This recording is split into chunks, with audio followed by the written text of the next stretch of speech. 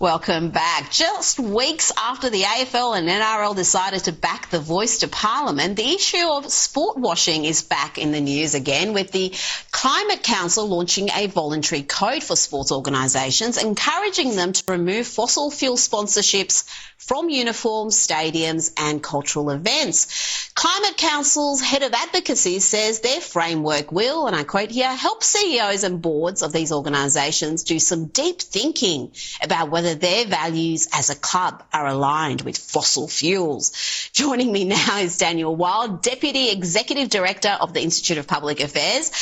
Do fans really care about whether their club shares values with fossil fuels, and exactly what are fossil fuel values?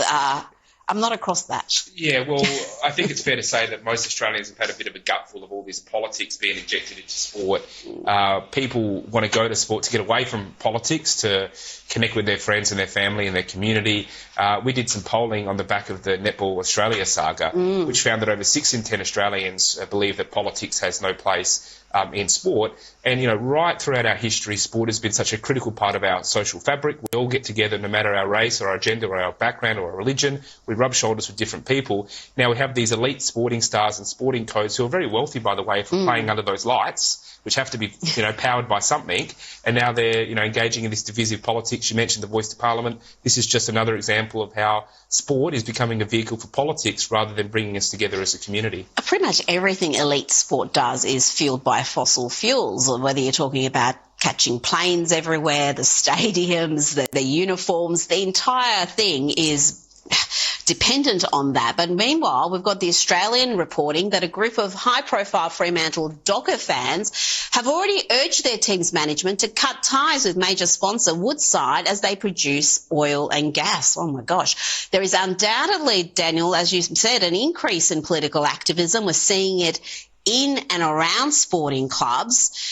Some would say it's healthy. Sport is used to push progressive values, as they call them, but it's alienating to a lot of stakeholders, including fans. It is. Look, people are sick and tired of it. I mean, if you go to a sporting game when they have a welcome to country or some other politically correct sermon, most of the fans just stand there in silence because they're too scared to boo it.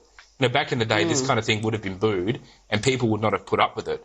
But what we've seen over many years is, particularly the AFL, has really been at war with its fan base. Pretty much all the decisions they make, from changing the rules of the game every single year to, you know, wanting to change the grand final time, and now on politics and so-called racism issues in sport, the AFL is always at war with the community. Rather than invest in the community, they keep doing this politics, which is turning people off. Well, they call their own fans racist for booing Adam Goodes, despite the fact that players get booed routinely, and the reasons around him being booed were complex and varied. And I'm not going to relitigate that, but that was such an absolute lie that was just accepted as gospel. And now, you know, there's multiple documentaries on that saga pushing that lie. Now, there's been a development tonight in the Hawthorn saga. The Herald Sun reports the aggrieved individuals at the centre of the league's deal on the Hawthorn racism scandal have released an explosive statement and for the first time revealed themselves. They have described their 8-month ordeal as a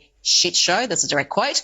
And we've learned the names of some of the parties making allegations, include Premiership star Cyril Rioli, his wife Shannon, Carl Peterson, Jermaine Miller-Lewis and wife Montana, and former Hawk staffer Leon Egan. They've all been named. They say the 3 former Hawk staffers are not exonerated, and the group have officially lodged proceedings in the Australian Human Rights Commission. Now, this is a mess on so many levels.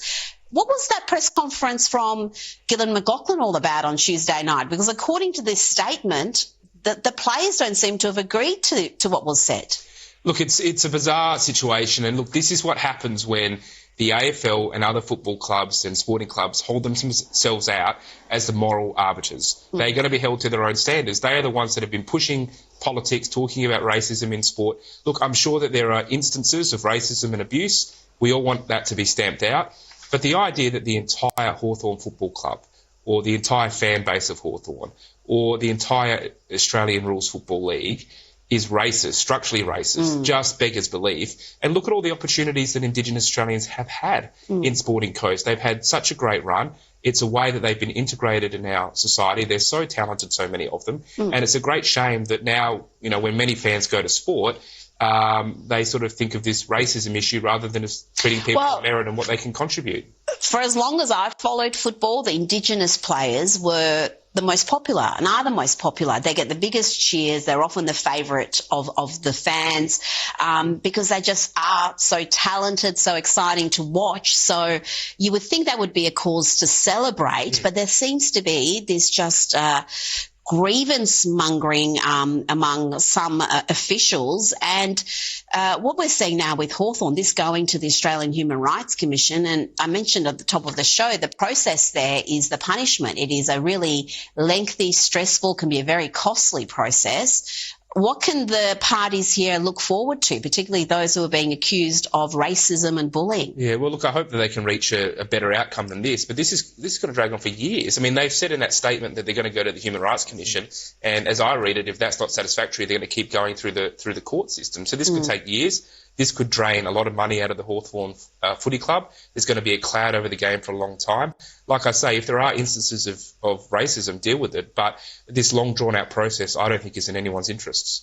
No, and it's very damaging for the game. And again, this is, I would argue, self-inflicted. What business did Hawthorn have to go and launch an inquiry, have an activist pen their report, and start? I mean, if there were grievances, surely there are channels where you can take them that are outside the club, whether it's work cover or whether if it's something that's criminal, you can go to the police. Why are football clubs deciding that they're going to be judge and jury and have these reports with conclusions at the end of them? Look, it's a really good question. I think it gets to do with the wokification of sport. We've seen it through business to start with, where you have these HR departments which are not really acting in the interest of the business. They're sort of pushing a ESG or diversity, equity and inclusion agenda. And we've seen that sort of integrated now into sporting codes, where they're basically operating an entirely separate sort of organisation in a sense. And I don't get the sense that they are acting in the interest of the footy club. And there's just such a bizarre situation. Like I say, it's going to end up very divisive, and I don't think anyone's going to win out of it. No, and finally we saw, again, that political activism in the game with State of Origin. There's nothing bigger than that. And there was a call to support the yes vote during the Welcome to Country. Yep. How did you take that? It's copped plenty of criticism, but it's also copped praise. Is that fair enough? If you are doing a Welcome to Country, are you entitled to say there's a referendum coming up and this is how you should vote? Look, I don't think they should be doing that. Just in the same way I don't think anyone should be there saying vote no. Like I say, people have just had a gutful of this. And this is another example of how the elites are lining up against mainstream Australians, whether it's sporting codes, big business, academia, civil society, many of the religious organisations, the list goes on.